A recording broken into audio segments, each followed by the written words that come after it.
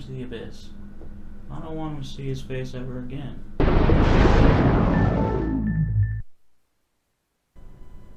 Hello, David.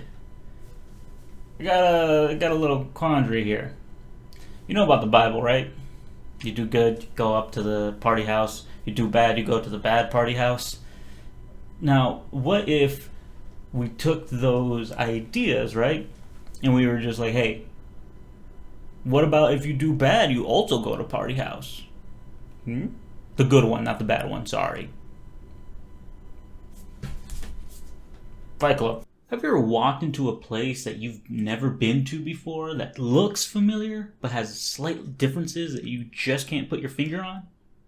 That's pretty much this game. Fight Club, the game, is a bare bones fighting game attached to a movie license to attempt to sell copies. But you know, the thing about Fight Club is that consumerism is what is slowly decaying individuality, and the destruction of corporations can lead us to a truer us. But this game gotta make numbers, my man.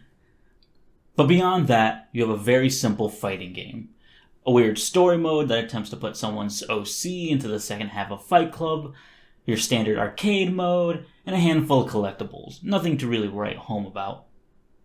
As you may have noticed, the cutscenes in this game fall into a range of fleshed out storyboards and confusing animated clips.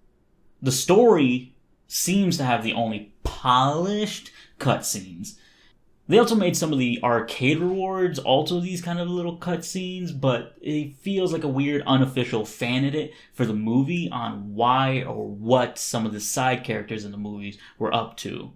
Or just straight up filler interviews, since some of the characters are, well, interesting. But boy oh boy are these collectibles wild. I mean that more in a why kind of way, not in a man I'm glad I really played this. There are also a few unlockable fighters such as Abraham Lincoln, which I believe is a reference to Tyler's line of which historical figure that he'd like to fight. But if that was the case, why not also get Gandhi? You can also get the Seattle bartender that's part of Fight Club, the narrator's boss, and Fred Durst. But is it just me or was Fred Durst in a lot of early 2000s video games? I'm pretty sure it might just be implanted memories, but he's in some Triple X BMX game, a few wrestling games, and something else. Moral of the story is that he's in too many games. The fighting system doesn't seem to be too in-depth, but I mean, I'm not here trying to do Killer Instinct combos or Evo Tekken slobber knocker stuff. The characters fight as you would expect two dudes fighting in a parking lot would fight. Maybe two of the characters are actually busting out backyard wrestling moves, but nothing too crazy. No one's doing Hadoukens or anything. Also, if you just slide kick and do a short little punch combo, you can get a perfect, and you get a little quote from the movie. But no audio. Why is there no audio in this game?